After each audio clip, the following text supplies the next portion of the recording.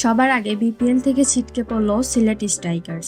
আরিফুল হকের দলকে ৮ উইকেট আর ৪ ওভার হাতে রেখে হারিয়ে রংপুর রাইডার্সের পর দ্বিতীয় দল হিসেবে প্লে অফ নিশ্চিত করল ফরচুন বরিশাল। বরিশালের বোলাররাই অর্ধেক কাজ সেরে রেখেছিলেন। তামিম ইকবালের দলের সামনে লক্ষ্য দাঁড়ায় মাত্র ১১৭ রান। তৌহিদ হৃদয় ৬ আর ডেভিড মালান ৯।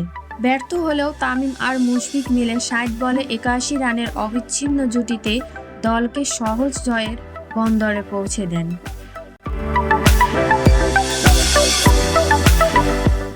তামিম ৫১ বলে ৬ বাউন্ডারিতে ৫০ রানে অপরাজিত থাকেন।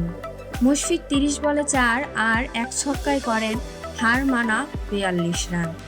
এর আগে ২ দিন বিরতি দিয়ে শুরু হওয়া বিপিএলে আজ সিলেট স্ট্রাইকারকে মাত্র ১১৬ রানে গুটিয়ে দিয়েছে বরিশাল।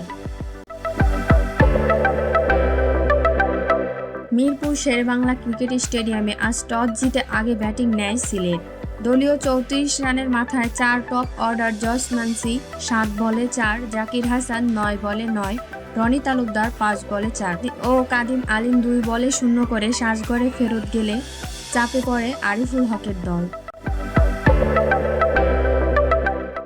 বরিশালের বোলারদের তোপের মুখে টিকে থাকার লড়াইটা করেন শুধু আহসান ভাটি।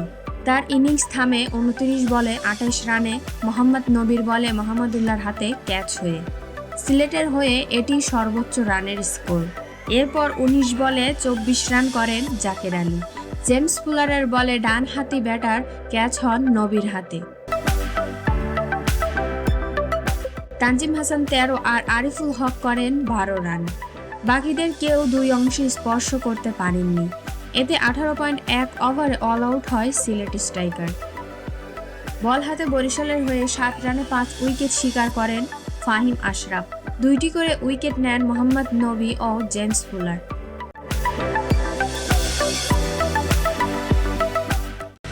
আজ এই পর্যন্তই। দেখা হচ্ছে পরবর্তী কোনো স্পোর্টস নিউজে। ভিডিওটি ভালো লাগলে চ্যানেলটিকে সাবস্ক্রাইব করবেন এবং সাথে থাকা বেল আইকনটি অন করে দেবেন পরবর্তী ভিডিওর নোটিফিকেশন পাওয়ার জন্য। সবাই ভালো থাকবেন, সুস্থ থাকবেন। আল্লাহ হাফেজ।